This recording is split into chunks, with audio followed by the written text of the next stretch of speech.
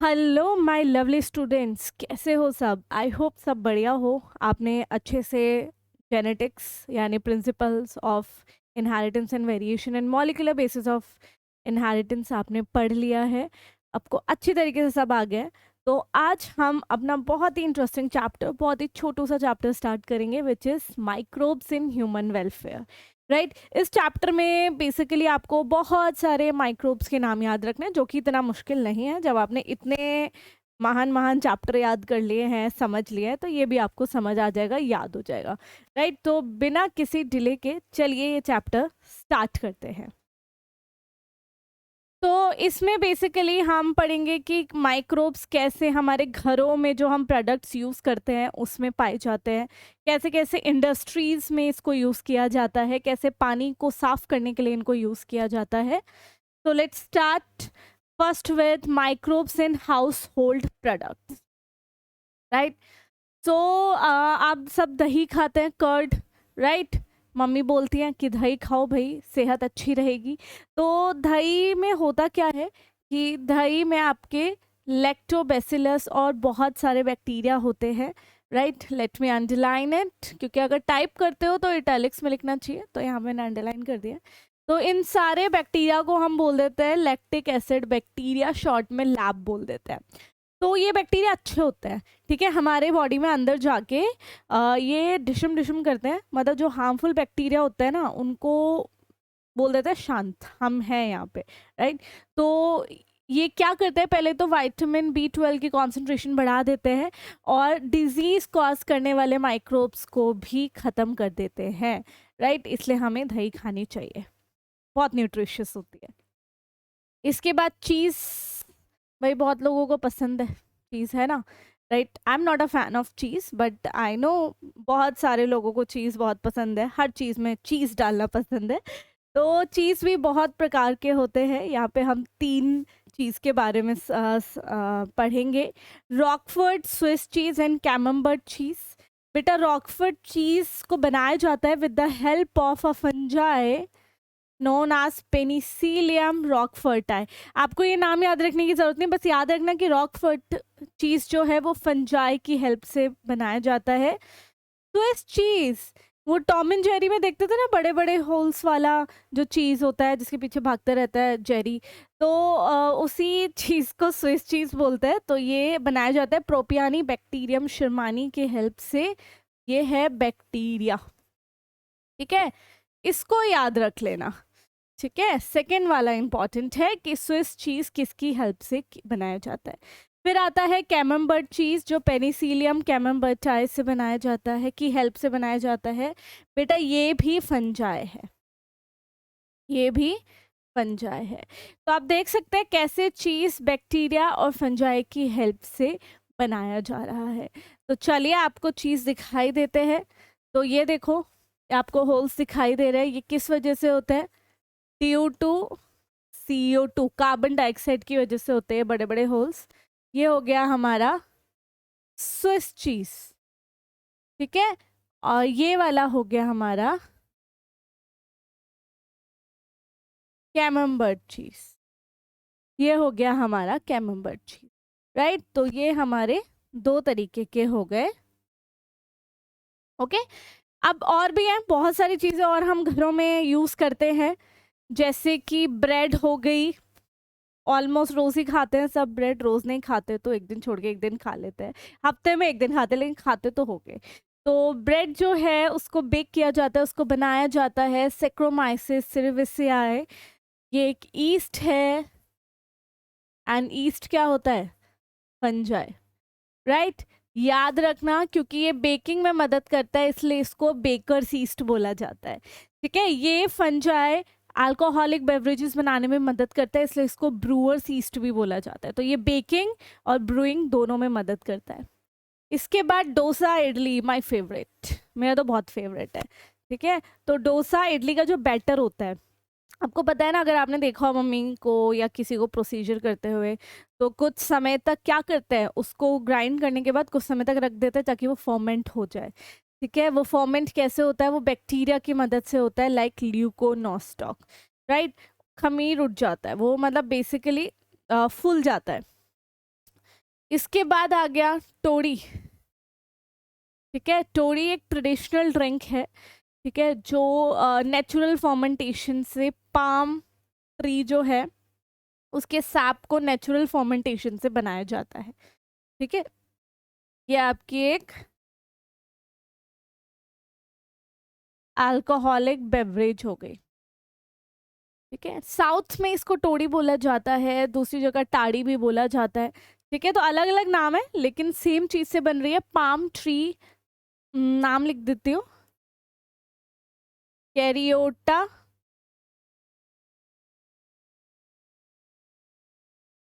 Urens.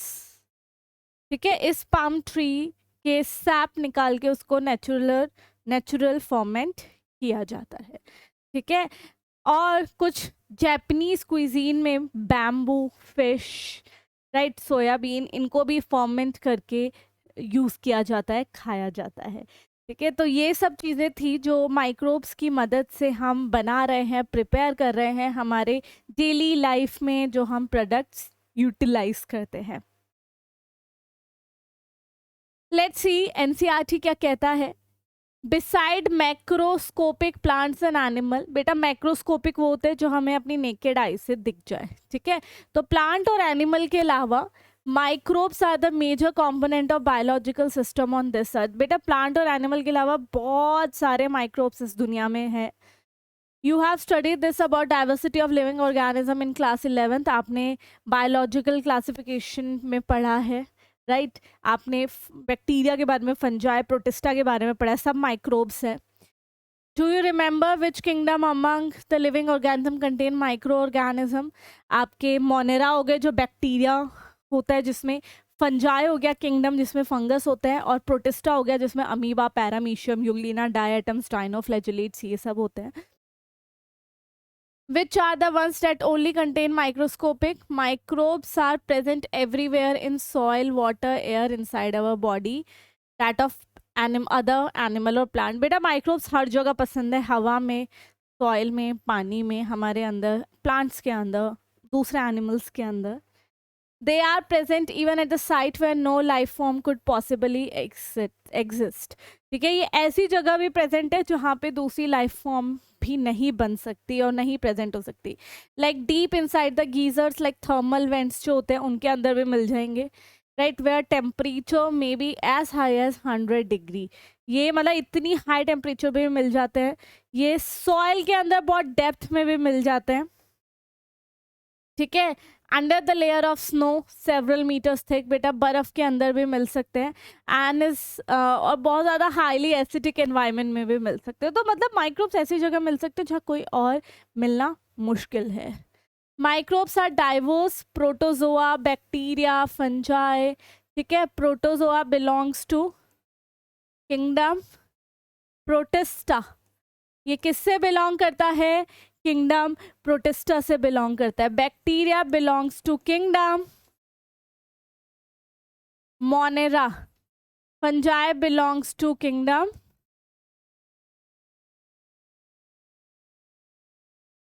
Fungi, right. And viruses हो गए बेटा। वायरसेस क्या होता है? वायरसेस आपके प्रोटीन बट न्यूक्लिक एसिड से बने होते हैं। प्रोटीन की कवरिंग होती है और अंदर डीएनए या आरएनए होता है। वायरॉइड्स क्या होते हैं? वायरॉइड्स बेटा नेकेड आरएनए होता है विदाउट प्रोटीन कोट। कोई प्रोटीन की कवरिंग नहीं होती, सिर्फ एक नेकेड आरएनए होता है। फिर आ गया prions, P for prions, P for protein. तो ये है इन्फेक्शियस प्रोटीन। ये ऐसे प्रोटीन है जो गलत फॉर्म में फोल्ड हो गए हैं।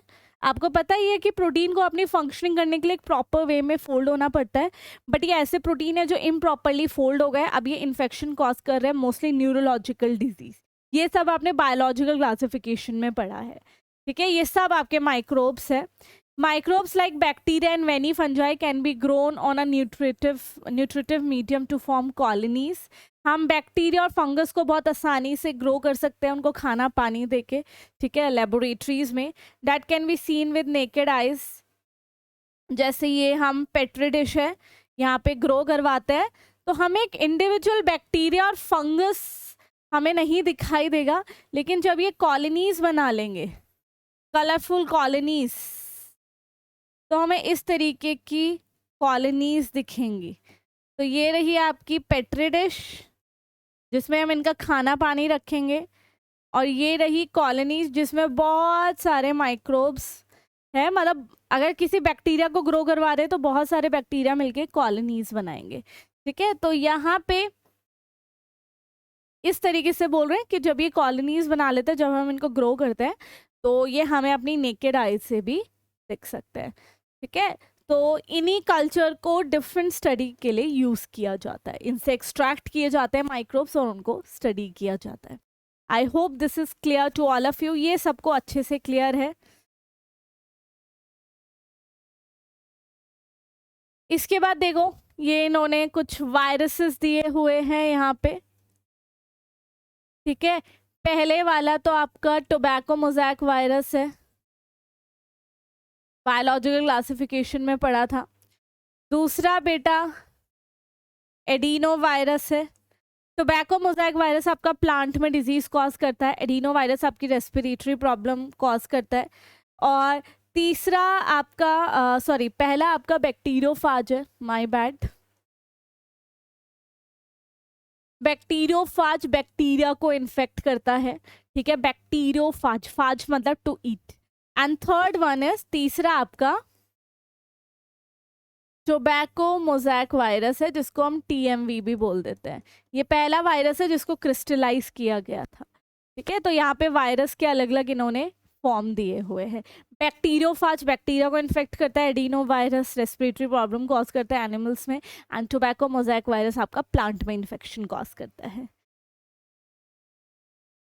तो अब हम पढ़ेंगे कि कैसे माइक्रोब्स को इंडस्ट्रीज में यूज किया जाता है टू सिंथेसाइज और टू प्रिपेयर वेरियस प्रोडक्ट. क्या क्या प्रोडक्ट बनाए जाते हैं. सबसे पहले हम बात करेंगे फर्मेंटेड बेवरेजेस की. आपकी जो अल्कोहलिक बेवरेजेस होती हैं उनको कैसे माइक्रोब्स की मदद से बनाया जाता है. तो अल्कोहलिक बेवरेजेस को बनाने के लिए चाहिए होते हैं बड़े बड़े फर्मेंटर्स. ये दिख रहे हैं, ये क्या होते हैं,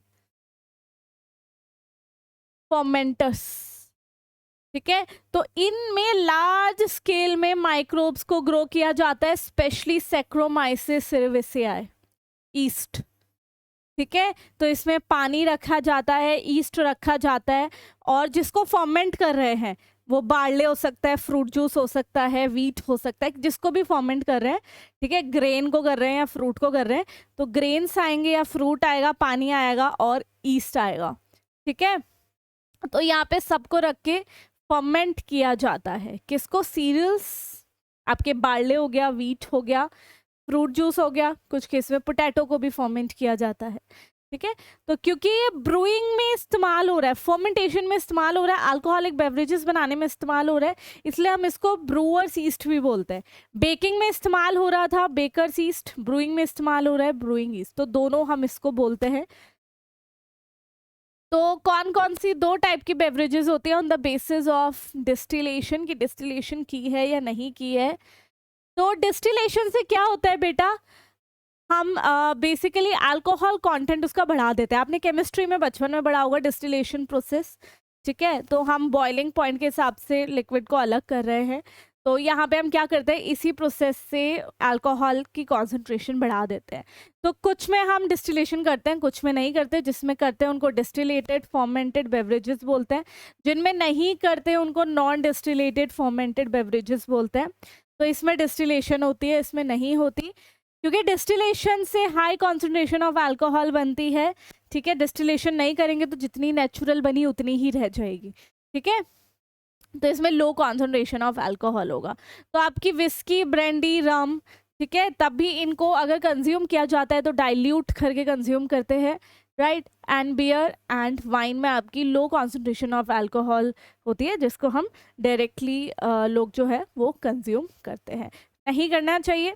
alcohol is not good for your health, ठीक है। तो याद रखना, हम ये पढ़ने के लिए पढ़ रहे हैं, तो ज़्यादा खी करना मत। तो यहाँ पे आपको बस एग्जाम्पल याद रखना है, distilled fermented beverages and non distilled fermented beverages, ठीक है। विस्की, ब्रांडी, रम आपकी डिस्टिलेटेड है और बियर और वाइन आपकी नॉन डिस्टिलेटेड है। ये कुछ है, ये आपका बस रेफरेंस के लिए है, you don't have to remember it. आपका जो बियर है वो ज़्यादातर बार्ले से बनता है, ठीक है, और बियर में आपका 3 से 7% ऑफ अल्कोहल होता है। You don't need to remember all of these, for reference only. Wine आपका फ्रूट जूस से बनता है, 9 to 12% अल्कोहल होता है। आपको पता है बियर और वाइन आपकी क्या है, नॉन डिस्टिलेटेड, इसलिए अल्कोहल इसमें कम है। विस्की आपका सीरियल्स को फर्मेंट करके बनता है, 50% अल्कोहल, कितना ज़्यादा है, right. Brandy fruit juice 60 to 70, rum molasses को फर्मेंट करके बनाया जाता है, 40%। जिन राई के माल्ट से बनाया जाता है, एंड वोडका पोटैटो से बनाया जाता है।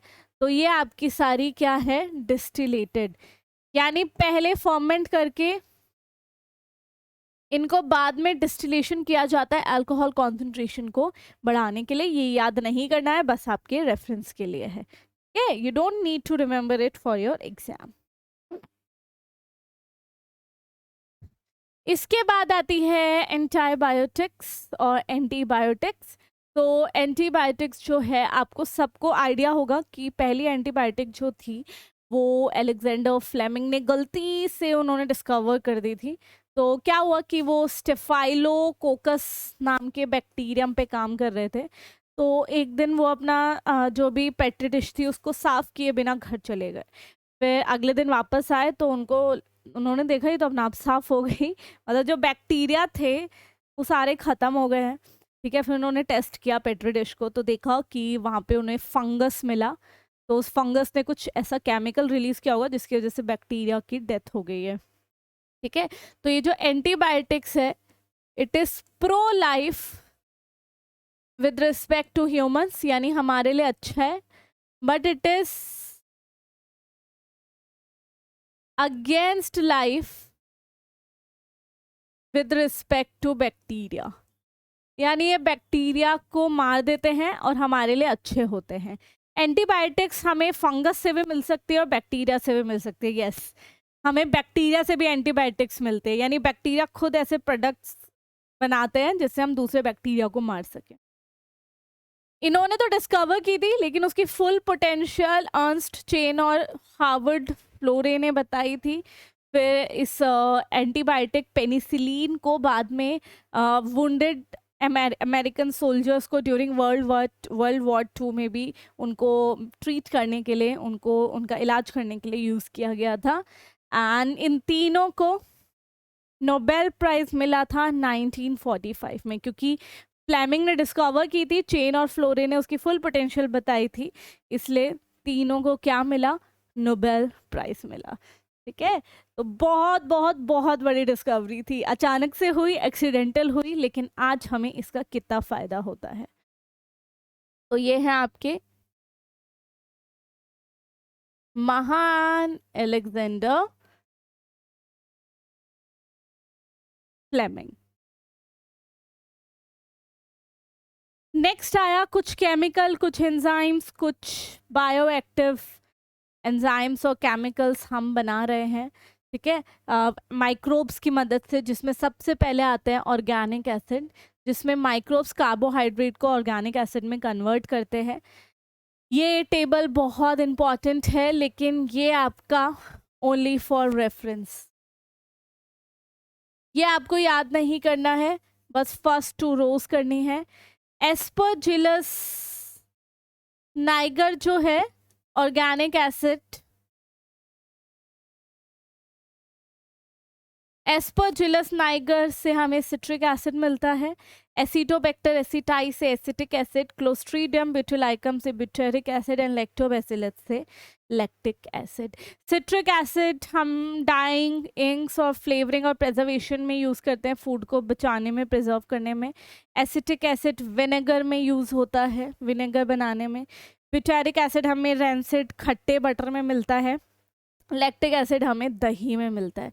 तो ये दोनों याद कर सकते हो, एसिटिक एसिड से बटर मिलेगा और लैक्टिक एसिड आपका कर्ड बनाता है, कर्ड में मिलेगा, राइट। तो ये सब ऑर्गेनिक एसिड है जो आपको याद करने हैं, इंपॉर्टेंट है। फर्स्ट 2 रोज तो आपकी बहुत इंपॉर्टेंट है।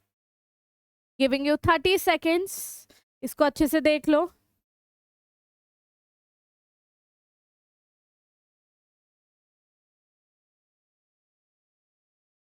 आई होप यहाँ तक सब क्लियर है। इसमें आपको बस माइक्रोब्स के नाम याद रखने की, कौन क्या प्रोडक्ट बना रहा है। अब ये आपका बहुत बहुत बहुत बहुत एंड बहुत इम्पॉर्टेंट है, ठीक है। ये कुछ प्रोडक्ट्स हैं, इंपॉर्टेंट प्रोडक्ट्स हैं। तो जैसे कि लाइपेजेस हो गया, ये प्रोडक्ट है, ये क्या करता है बेटा, डाइजेस्ट ऑयली स्टेन्स, ठीक है। ऑयली स्टेन्स और फैटी स्टेन्स को, दाग को ये डाइजेस्ट कर लेता है। तो ऑफ कोर्स ये डिटर्जेंट में पाया जाएगा। Lipases digest lipid oily stains, ठीक है, तो डिटर्जेंट में इसको यूज किया जाता है। पेक्टिनेज डाइजेस्ट पेक्टिन, और पेक्टिन कहाँ मिलेगा, प्लांट सेल में मिलेगा, सेल वॉल के आसपास। तो आपने देखा है कभी आप घर में जूस बनाते हो और बाहर वाले जूस में क्या डिफरेंस होता है। घर वाले में आपको मतलब अलग अलग चीज़ें मिलेंगी प्लांट की। आप जैसे मौसम्बी लिया, आपने उसको ग्राइंड किया, आपको जूस क्लियर नहीं लगेगा क्योंकि इसमें बहुत सारी चीज़ें हैं जो अभी अच्छे से ग्राइंड नहीं हुई है, ठीक है। लेकिन आप बाहर से जूस लाते तो कितना साफ दिखता है, कितना क्लियर दिखता है, क्योंकि उसको क्लियर किया जाता है विद पैक्टिनेस, राइट। पैक्टिनेस की मदद से, जिसमें पैक्टिन को डाइजेस्ट कर लेता है, जो बच जाता है, जिसकी वजह से हमें अपना घर वाला जूस क्लियर नहीं दिखता है। पैक्टिन कहाँ मिलेगा, पैक्टिन आपको सेल वॉल के आसपास मिलेगा। स्टेप्टोकाइनेस इंपॉर्टेंट, ठीक है। स्ट्रेप्टोकाइनेस क्या करता है, ये पहले तो स्ट्रेप्टोकोकस से निकाला जाता है, ठीक है। ये क्लॉट बस्टर बोला जाता है इसको। ये जो क्लॉट्स होते हैं हमारे ब्लड वेसल्स में बन जाते हैं, ठीक है, हार्ट अटैक पेशेंट में, ठीक है। हार्ट अटैक पेशेंट में जो वेसल्स ब्लॉक हो जाती है ड्यू टू क्लॉट, ये उन क्लॉट को डिसॉल्व करता है, ये उन क्लॉट को डिसॉल्व करता है, ठीक है। Very very very important. Then आ गया साइक्लोस्पोरिन ए।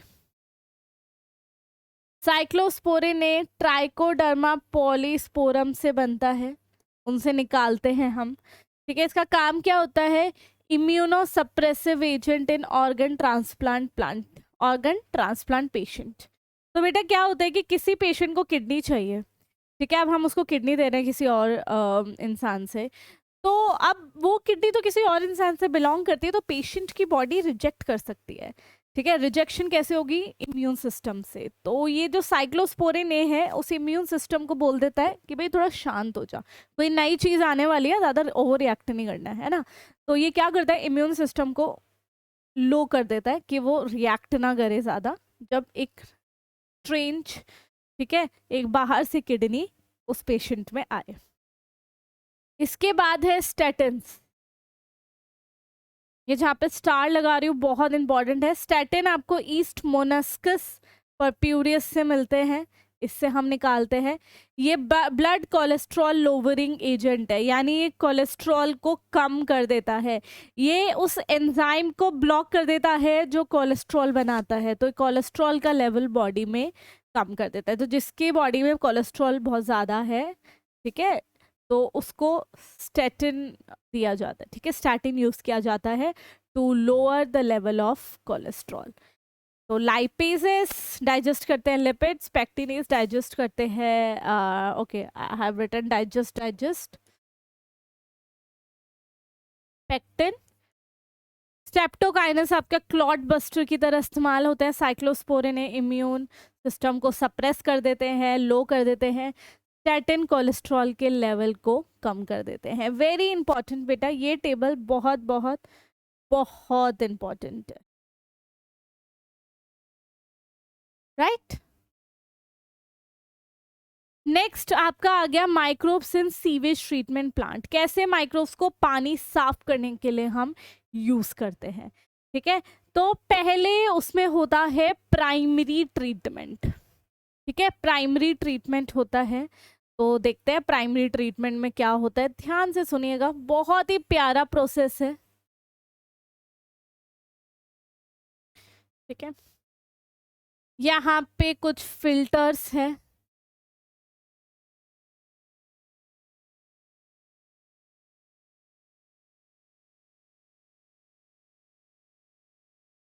ठीक है।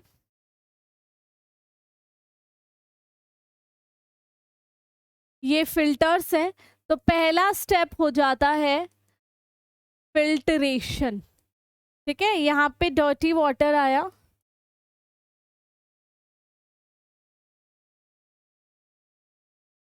पहला स्टेप, कोई भी फ्लोट की हुई गंदगी होगी उसको हटाने के लिए फिल्टर्स हो गए। पानी यहाँ पे आ गया, ठीक है। इस ये क्या है आपका सेटलिंग टैंक,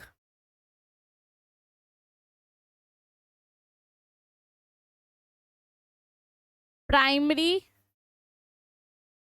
सेटलिंग टैंक। यहाँ पे होगा सेकंड स्टेप जिसको हम सेडिमेंटेशन बोलते हैं। जो भी भारी चीज होगी वो नीचे जाके सेटल हो जाएगी, वो नीचे जाके क्या हो जाएगी बेटा, सेटल हो जाएगी। ये हो गई, ठीक है। भारी चीज हो गई नीचे जाके सेटल। तो ये जो सेटल हो गई इसको प्राइमरी स्लज बोलते हैं, ठीक है। It will be thrown away, इसको फेंक दिया जाएगा जहाँ पे भी इसकी ज़रूरत होगी, ठीक है। इसको फेंक दिया जाएगा अच्छी अच्छी तरह, ऐसा नहीं है कि ऐसे ही कहीं पे भी फेंक देंगे। ये वाला जो पानी बचा इसको हम बोलते हैं प्राइमरी एफिल्यूएंट। इसको बेटा सेकेंडरी ट्रीटमेंट के लिए ले जाया जाएगा, इसको सेकेंडरी ट्रीटमेंट के लिए ले जाया जाएगा। तो जो बचा हुआ पानी है उसको प्राइमरी एफिल्यूएंट बोलते हैं और उसको सेकेंडरी ट्रीटमेंट के लिए ले जाया जाएगा, ठीक है। तो पहला स्टेप फिल्ट्रेशन हो गया, दूसरा सेडिमेंटेशन हो गया, दोनों आपके प्राइमरी ट्रीटमेंट के पार्ट होते हैं। अब इसको सेकेंडरी ट्रीटमेंट के लिए ले जाया जाएगा। तो सेकेंडरी ट्रीटमेंट में क्या होगा देखते हैं।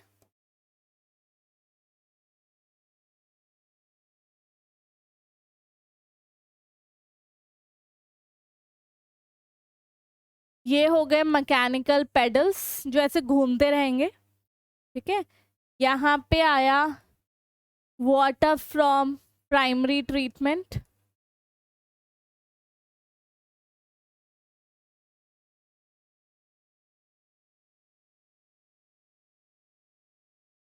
ये मैकेनिकल पेडल्स है जो घूमते रहेंगे, एयर लाते रहेंगे, ठीक है, ऐसे घूमते रहेंगे।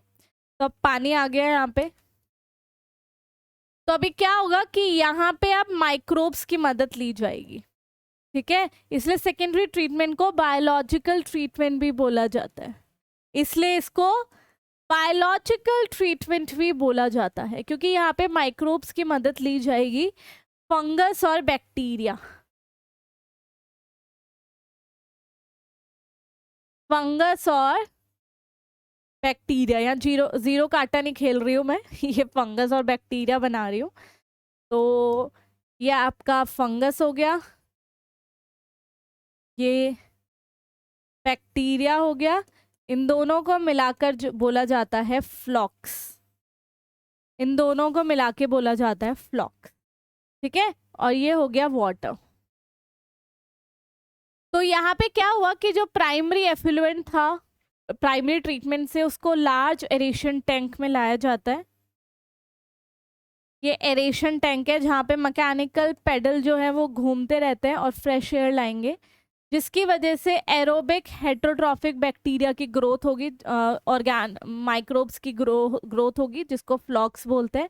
एरोबिक मतलब ऑक्सीजन रिक्वायरिंग, और हेटरोट्रॉफिक मीन्स दैट कंज्यूम्स बना बनाया ऑर्गेनिक फूड। ठीक है, हेटरोट्रॉफिक वो होते हैं जो बना बनाया ऑर्गेनिक फूड को इस्तेमाल करते हैं। तो अब क्या होगा कि पानी में जितनी भी ऑर्गेनिक गंदगी होगी उनको ये माइक्रोब यूज कर लेंगे। ठीक है, तो हम इस तरीके से लिख सकते हैं,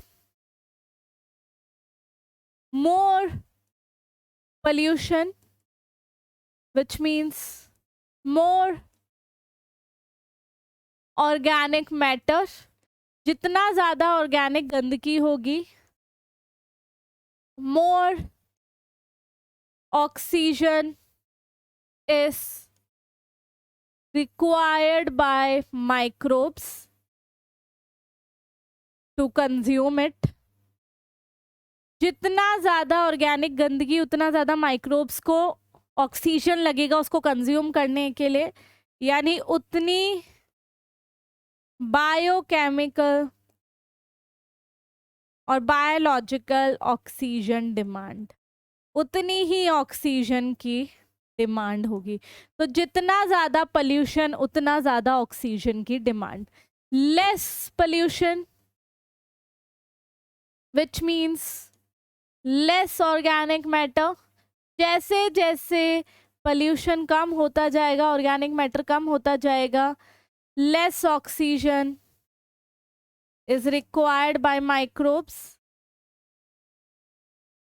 उतना कम ऑक्सीजन लगेगा उनको to consume it,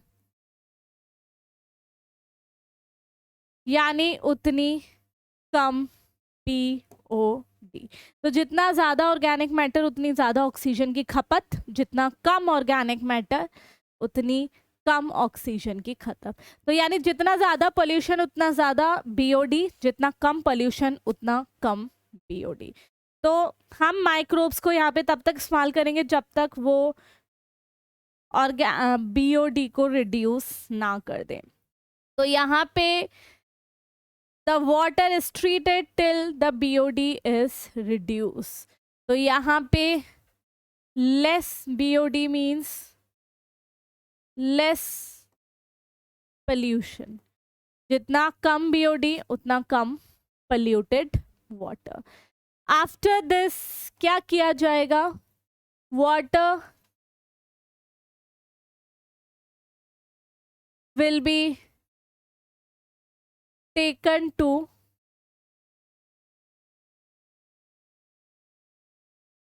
sedimentation tank। इसके बाद पानी को सेडिमेंटेशन टैंक में ले जाया जाएगा। अब BOD रिड्यूस कर दिए इन माइक्रोब्स ने।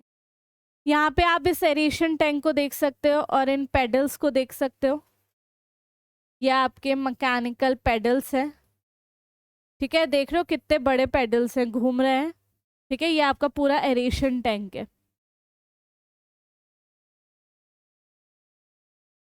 तो यहाँ पे क्या होगा, एरेशन टैंक से फिर पानी को सेडिमेंटेशन टैंक में लाया जाएगा। तो ये क्या है आपका सेकेंडरी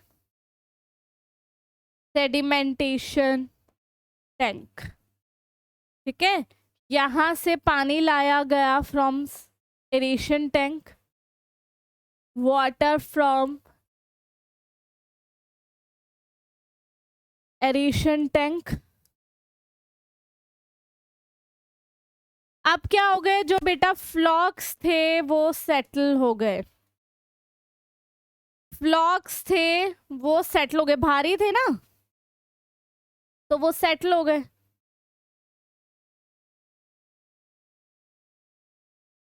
तो यहाँ पे फ्लॉक्स गेट सेटल डाउन। ठीक है, भारी थे तो नीचे सेटल हो गए। ये हो गया आपका क्लीन वाटर, इनको रिलीज कर दिया जाएगा रिवर्स एंड लेक में। Released in rivers and lakes. ठीक है, ये जो सेटल्ड फ्लॉक्स हैं इनको बोला जाता है एक्टिवेटेड स्लज। इनका बहुत काम होता है, इसको फेंका नहीं जाता। ठीक है, इसका काम क्या होगा बेटा, थोड़ा सा तो पोर्शन हम एरेशन टैंक में डाल देंगे कि वापस से माइक्रोब्स ग्रो कर जाए। तो small quantity is added in aeration tank ताकि वहां पे इनोकुलम की तरह काम करे। ठीक है, क्योंकि हमें वहां पे वापस से माइक्रोब्स चाहिए तो थोड़ा वहां डाल देंगे। And large quantity is taken for anaerobic digestion.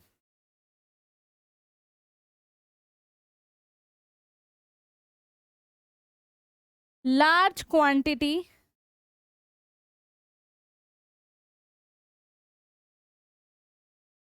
is taken for anaerobic digestion। Anaerobic मतलब होता है ऑक्सीजन के बिना। तो बहुत सारी क्वांटिटी एनारोबिक डाइजेशन के लिए ली जाती है फॉर बायोगैस प्रोडक्शन, ताकि बायोगैस निकाल सके। तो ये जो एक्टिवेटेड स्लज है इसको हम इस्तेमाल करते हैं, इसको वेस्ट नहीं होने देते।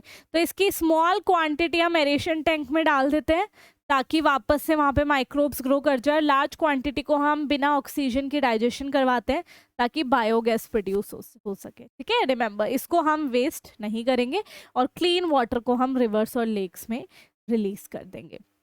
हालांकि अगर वो हमें डोमेस्टिक पर्पस के लिए यूज़ करना है, कपड़े धोने के लिए, पीने के लिए, तो फर्दर ट्रीटमेंट किया जाता है जिसको टर्शरी कहते हैं।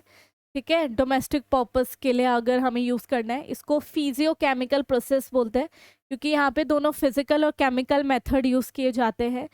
क्लोरीन, कई बार आप कहीं पानी पीते हो आपको बहुत स्ट्रॉन्ग स्मेल आती है तो ज़्यादातर वाटर टैंक्स में क्लोरीन डाल दिया जाता है उसकी स्मेल को सप्रेस करने के लिए। Ozone gas, UV rays are use to remove DDT, pesticide, pathogens and turbidity of water. तो हम यहाँ पे physical and chemical method use कर रहे हैं, रेज और गैस यूज कर रहे हैं उसको और क्लीन बनाने के लिए, और उसकी जो भी स्मेल है, ऑर्डर है, या जो भी कलर अगर आ रहा है तो उसको कम करने के लिए, क्योंकि पानी का कोई कलर नहीं होता है। ठीक है, तो यहाँ पे टर्शरी ट्रीटमेंट किया जाता है अगर हम उसको डोमेस्टिक पर्पस के लिए यूज कर रहे हैं। तो I hope this is clear to all of you. पहले प्राइमरी हुआ, फिर सेकेंडरी हुआ, फिर ज़रूरत पड़ने पे टर्शरी ट्रीटमेंट हुआ। तो ऐसे होता है पानी साफ इन सीवेज ट्रीटमेंट प्लांट। नेक्स्ट आता है कि कैसे हम माइक्रोब्स को बायोगैस बनाने में इस्तेमाल करते हैं। अब बायोगैस होता क्या है, वहाँ पे भी हमने पढ़ा था कि कैसे एक्टिवेटेड स्लज को हम बायोगैस बनाने में मदद कर रहे हैं। तो बायोगैस आपका मिक्सचर होता है मीथेन का, कार्बन डाइऑक्साइड का और कुछ गैसेस का जैसे हाइड्रोजन सल्फाइड, लेकिन मेजर पोर्शन मीथेन का होता है। ठीक है, अगर 50% मीथेन है तो वो इतनी एनर्जी देता है जलने पर। तो calorific value at 50% methane gas आपकी होती है 4429 kilo calorie per meter cube. यानी जिस बायोगैस में 50% मीथेन होगा उसको जलाने पर इतनी एनर्जी रिलीज होगी। मिथेनोजेंस को यूज किया जाता है बेटा, ये आपके आर्की बैक्टीरिया होते हैं, फाउंड इन या तो मार्शी एरियाज में मिलते हैं, दलदली एरिया में मिलते हैं। ठीक है, या फिर काउ बफेलो के गट में मिलते हैं। ठीक है, या तो दलदली एरिया में मिलते हैं या काउ बफेलो के अंदर पाए जाते हैं। ठीक है, सो ये जो टेक्नोलॉजी थी बायोगैस की, ये इंडिया में डेवलप की गई due to efforts of Indian agriculture research institute IARI and Khadi and village industry commission. याद रखना इम्पॉर्टेंट है। तो Indian agriculture research institute and Khadi and village industry commission, इन दोनों की मदद से ये जो बायोगैस का टेक्नोलॉजी इंडिया में आया, ज़्यादातर रूरल एरिया में यूज़ किया जाता है इसको। तो इस तरीके का सेटअप होता है। ये आपका एक कंक्रीट टैंक होता है, एक टैंक होता है जिसको बनाया जाता है, ठीक है। और ये आपका 10 to 15 फीट डीप होता है यहाँ पे, और बहुत बड़ा टैंक होता है। और यहाँ पे क्या किया जाता है, जो भी मटेरियल डाइजेस्ट करना है उसको रखा जाता है। तो यहाँ पे आपका बायोडिग्रेडेबल मटेरियल हो गया, काव डंक हो गया, ठीक है, पानी हो गया, और कोई भी बायोडिग्रेडेबल मटेरियल हो गया, ठीक है, जिसको भी डाइजेस्ट करना है। अब डंक क्यों लिया, क्योंकि डंक में मिथेनोजेंस भी होंगे, ठीक है, बैक्टीरिया होंगे, क्योंकि वो काऊ और बफेलो के गट में भी थे, तो उनके डंक में भी होंगे। तो सबको यहाँ रखा गया। यहाँ पे क्या हुई, डाइजेशन हुई with the help of methanogens, और फिर निकली gases, right, CH4, C2, CO2 etcetera, बहुत सारी गैसेस लिखी। ये ऊपर की साइड हो गया, ठीक है, क्योंकि गैसेस होंगी तो हल्का हो जाएगा। और फिर ये आपकी पाइपलाइन हो गई जिसके थ्रू, और ये आउटलेट हो गया जिसके थ्रू उन गैसेस को सप्लाई किया जाएगा, ठीक है, इन गैस को सप्लाई किया जाएगा। डायरेक्टली भी सप्लाई किया जाता है विलेजेस में, घरों में, ठीक है। बचा हुआ अनडाइजेस्टेड मटेरियल, इसको हम मेन्योर की तरह यूज कर सकते हैं। इनको हम सॉइल में मेन्योर की तरह यूज कर सकते हैं। तो जो भी बचा अनडाइजेस्टेड मटेरियल है, we can use it as manure. तो यहाँ पे कोई भी डाइजेस्टेबल मटेरियल, काउ डंग और वाटर को हम डालते हैं, वो डाइजेस्ट होता है मिथेनोजन की मदद से। वो वेरियस गैसेस निकालता है। उस मिक्सचर ऑफ गैसेस को हाईली बेसिकली उनको हम यूज़ कर सकते हैं for cooking and various purposes. तो डायरेक्टली भी सप्लाई किया जाता है घरों में कुकिंग के लिए, ठीक है। और ये सेटअप ज़्यादातर आपको विलेजेस में देखने को मिलेगा। तो इस तरीके से माइक्रोब्स को बायोगैस प्रोडक्शन में इस्तेमाल किया जाता है। आई होप यहाँ तक सबको क्लियर है, क्योंकि अब हम अपने लेक्चर के चैप्टर के एंड में आने वाले हैं। अब हम पढ़ेंगे microbes as bio control agent, यानी माइक्रोब्स को हम दूसरे माइक्रोब को या दूसरी चीज को कंट्रोल करने में यूज कर रहे हैं। Use of biological method to control plant diseases and pest to reduce dependency on chemical, ठीक है। ये आपका आ गया ऑर्गेनिक फार्मिंग में, ठीक है। यानी हम नेचुरल चीज का इस्तेमाल कर रहे हैं, नेचुरल मेथड का इस्तेमाल कर रहे हैं इंस्टेड ऑफ केमिकल। वो हमारा ऑर्गेनिक फार्मिंग में आता है। एंड ऑर्गेनिक फार्मिंग में हम ऐसा नहीं करते कि हम सारे ही उन ऑर्गेनिज्म को मार देंगे जो हमारे प्लांट को डिजीज कर रहे हैं।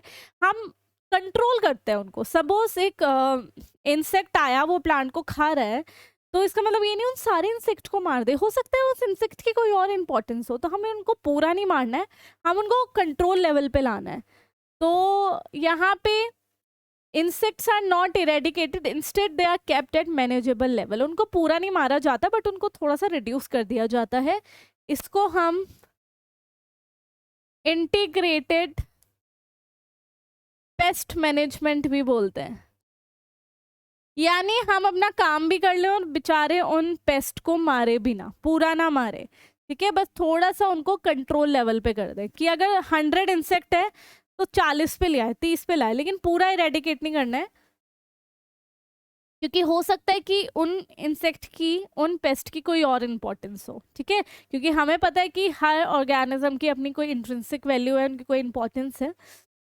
तो हमें कोई राइट नहीं है हर किसी को ऐसे पूरा मारने का। तो यस, हमें अगर नेचर को बचाना है तो हमें हर चीज़ ख़त्म नहीं करनी है, हम बट उसे कंट्रोल लेवल पे लाना है। तो यहाँ पे कुछ मेथड्स हैं, जैसे बैसिलस थ्यूरिनजेनेसिस। आपको पता ही है बैसिलस थ्यूरिनजेनेसिस क्या करता है। इट कंटेन्स टॉक्सिन्स होते हैं, जो किसको करता है, लार्वा ऑफ कैटरपिलर। ठीक है, तो ये जो बैक्टीरिया है, ये जो बैक्टीरिया है बैसिलस thuringiensis, इनमें टॉक्सिन्स होते हैं जो कैटरपिलर के लार्वा, हम बोल सकते हैं बच्चे फॉर्म को मार देता है। तो आपने बायोटेक में पढ़ा होगा कि बैसिलस thuringiensis के वो टॉक्सिन्स को यूज करने के दो तरीके हैं। एक तो मार्केट में ना इनके स्पोर्स मिलते हैं, ड्राई स्पोर्स। तो उनको क्या करते हैं, जो फार्मर्स हैं उनको पानी में घोल के स्प्रे कर देते हैं प्लांट में। तो जब भी कैटरपिलर का लार्वा खाने आएगा तो उसके अंदर वो टॉक्सिन्स आ जाएंगे, वो मर जाएगा। दूसरा, आप बायोटेक में पढ़ चुके हैं कि हम इस बैक्टीरिया से उठा के वो जीन्स जो वो टॉक्सिन्स रिलीज कर रहे हैं वो प्लांट में डाल दें और उनको बना दे क्या, BT cotton, BT brinjal. BT क्या रिप्रेजेंट कर रहा है वहाँ पे, बीटी रिप्रेजेंट कर रहा है कि हमने जीन्स जो लिए हैं वो बैसिलस thuringiensis से लिए हैं। ठीक है, तो यहाँ पे बैसिलस thuringiensis का ये काम होता है कि उसके अंदर टॉक्सिन्स है जिनको हम एक्सप्लॉइट कर रहे हैं, जिनको हम यूज कर रहे हैं हमारे फायदे के लिए। दूसरा, लेडी बर्ड। लेडी बर्ड तो आपने देखा होगा कि ऐसे रेड आपका ब्लैक होता है, उस पर क्या होता है, रेड धब्बे होते हैं, लेडी बर्ड, राइट। उसको हम एफिड्स, वो छोटे छोटे मच्छर से होते हैं, छोटे छोटे से, उनको कंट्रोल करने में करता है। फिर ड्रैगन फ्लाई। ड्रैगन फ्लाई, तो ड्रैगन फ्लाई को मस्कीटोज को कंट्रोल करने में। सोचो किसी खेतों में अगर एफिड हो गए तो लेडी बर्ड को छोड़ सकते हैं, वो सारे एफिड को मतलब कंट्रोल कर लेंगी। और कहीं मस्कीटो बहुत ज़्यादा है किसी खेत में, तो वहाँ पे ड्रैगन फ्लाई को छोड़ दो तो वो मस्कीटो को कंट्रोल कर लेंगे, पूरा नहीं मारेंगे, कंट्रोल कर लेंगे। ट्राइकोडर्मा एक फंगस है जो फ्री लिविंग है, यानी वो किसी के साथ रहना पसंद नहीं करता, अपने आप रहता है सॉइल के अंदर, मिट्टी के अंदर। कहाँ मिलता है, present in root system of plant. Plant के जड़ों के आसपास मिलेगा आपको ये। ठीक है, उनके साथ जुड़ा हुआ नहीं होगा बट आसपास मिलेगा। ये क्या करता है, it controls the growth of other disease causing microbes. ठीक है, तो ये प्लांट की जड़ों के आसपास रहता है मिट्टी में, और ये मेक श्योर करता है कि कोई भी डिजीज कॉज करने वाला माइक्रोब आसपास ना ग्रो हो। ठीक है, ये नेचुरली प्रेजेंट होता है। बैक्यूलो वायरस है, आपको पता ही है कि वायरस है, it belongs to the genus nucleo polyhedrovirus. Nucleo polyhedrovirus के जीनस से बिलोंग करता है। बैक्यूलो वायरस क्या करता है, इसका जो टारगेट है वो एक स्पेसिफिक इंसेक्ट्स होते हैं। ठीक है, ये नॉन टारगेट ऑर्गेनिज्म को हार्म नहीं करता। तो बैक्यूलो वायरस ये नहीं है कि वो किसी प्लांट को हार्म कर देगा या हमें हार्म कर देगा, उसका टारगेट कुछ स्पेसिफिक इंसेक्ट ही हैं, उन्हीं को मारेगा। तो इसका मतलब है इनका क्या है, ये बहुत ही स्पेसिफिक है and they have narrow spectrum of insecticidal application.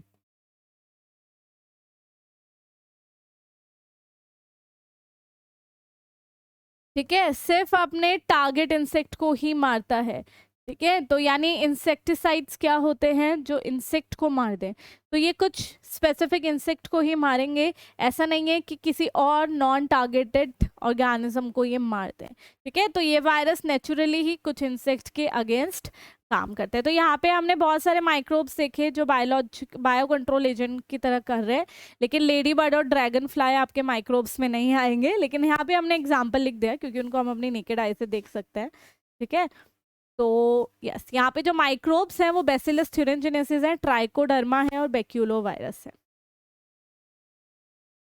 इसके बाद आपके कुछ बैक्टीरिया, आपके कुछ फंजाई और आपके कुछ साइनोबैक्टीरिया जो बायो फर्टिलाइजर्स की तरह यूज हो रहे हैं। तो microbes as bio fertilizers. Bio fertilizers क्या होते हैं? जो सॉइल की न्यूट्रिटिव वैल्यू को इंक्रीज कर दे, that increases the fertility of soil. Fertility of soil, soil को अच्छा बना दे। अगर हम इन माइक्रोब्स को सॉइल में ऐड कर दे तो ये सॉइल को अच्छा बना देते हैं। जैसे बैक्टीरिया में राइजोबियम हो गया। राइजोबियम क्या होता है? It is associated with legume plants.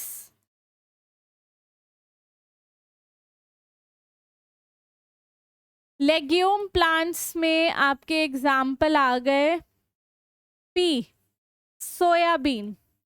तो ये पी और सोयाबीन के साथ जुड़ा होता है और ये क्या करता है? नाइट्रोजन फिक्स करता है। It fixes nitrogen. आपको पता है नाइट्रोजन फिक्स करना मतलब नाइट्रोजन को अमोनिया में बदलना, क्योंकि प्लांट नाइट्रोजन को N2 की फॉर्म में इस्तेमाल नहीं कर पाता, वो अमोनिया की फॉर्म में इस्तेमाल कर लेता है। तो ये फिक्स करता है नाइट्रोजन ताकि प्लांट उसको यूज कर सके।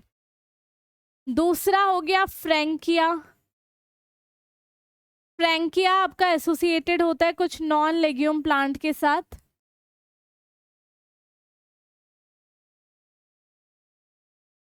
कुछ नॉन लेग्यूम प्लांट्स के साथ, लाइक एनलस। एनलस एक पौधा है जो नॉन लेग्यूम है। फ्रैंकिया भी क्या करता है? इट ऑल्सो फिक्सेस नाइट्रोजन, यानी नाइट्रोजन को किस में कन्वर्ट कर रहा है? अमोनिया में। ठीक है। तीसरा एग्जाम्पल बैक्टीरिया को हो गया एजोस्पिरिलम एंड अजोटोबैक्टर।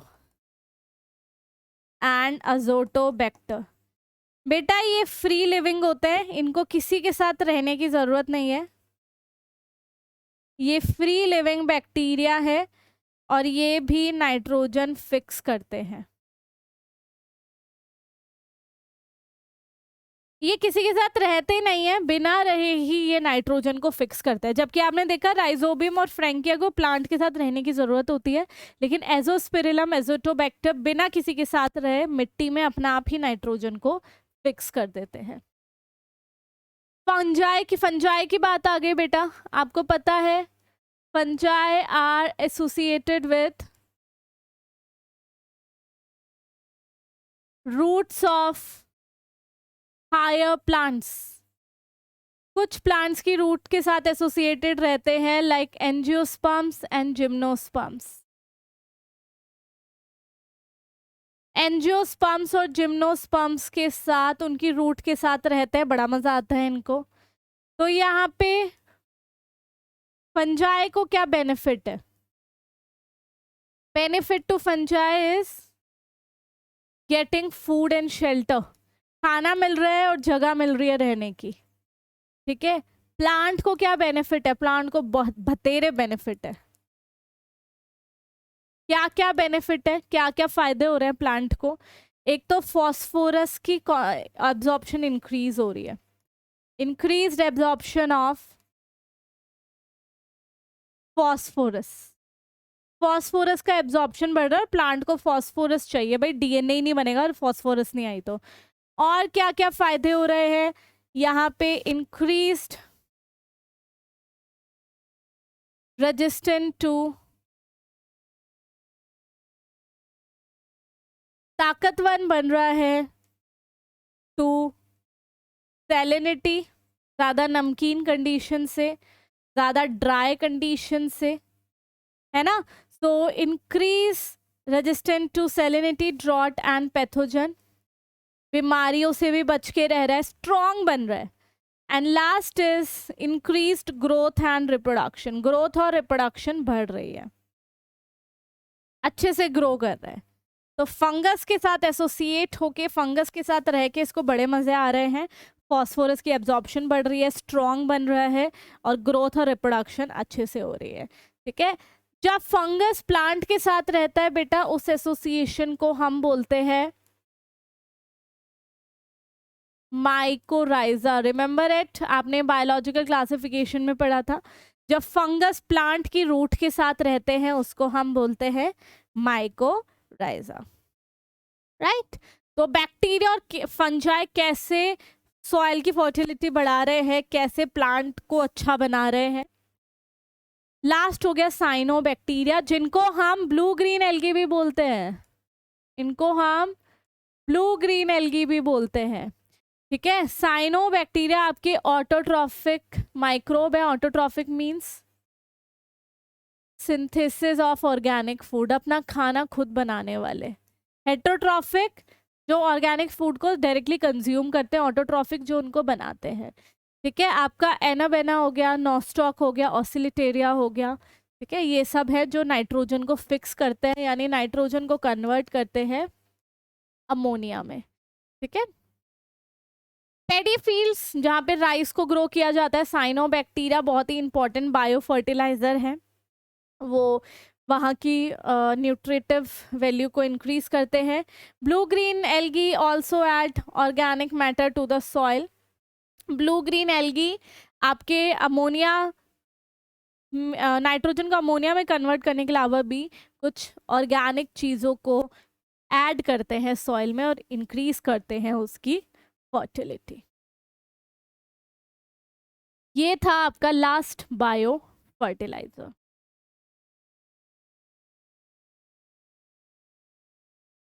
चलिए कुछ क्वेश्चन सॉल्व करते हैं before we end this lecture. इस लेक्चर को एंड करने से पहले, the vitamin whose content increases following the conversion of milk into curd by lactic acid. कौन सा वाइटामिन इंक्रीज होता है? वाइटामिन B12 ज्यादा होता है दही में, इसलिए हमारे लिए अच्छा है ना।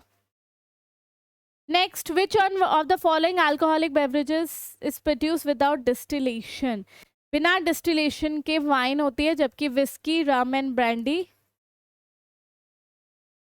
डिस्टिलेटेड बेवरेजेस है। डिस्टिलेशन प्रोसेस की मदद से इनको बनाया जाता है, इसलिए विस्की, रम और ब्रांडी में ज्यादा अल्कोहलिक कॉन्सेंट्रेशन होता है as compare to wine and beer. The free living fungus Trichoderma can be used for killing all insect. No. Biological control of plant disease. Yes. ठीक है, प्लांट को डिजीज ना हो जाए, सारे माइक्रोब्स को खत्म कर देता है आसपास। Butterfly caterpillar, no. Antibiotics produce करता है, नो। ये प्लांट को डिजीज होने से बचाता है, प्लांट के रूट के आसपास रहता है बॉडीगार्ड की तरह। ओके, सो आई होप आपको ये सब अच्छे से समझ आ गया, कोई डाउट नहीं है, राइट। तो बहुत ही प्यारा सा चैप्टर था, बहुत ही छोटा सा चैप्टर था, तो इसमें तो कोई दिक्कत नहीं होगी। अगर दिक्कत है तो आप कमेंट सेक्शन में लिख सकते हैं, हमारी टीम आपके कमेंट्स पढ़ती है और वो मेरे तक आते हैं, तो मैं उसका जवाब देने की कोशिश करूँगी। तो आपको कोई भी डाउट हो तो आप उसमें पूछ सकते हैं, ठीक है। चलिए, तो नेक्स्ट टाइम मिलते हैं नए चैप्टर के साथ। Till then take care everyone.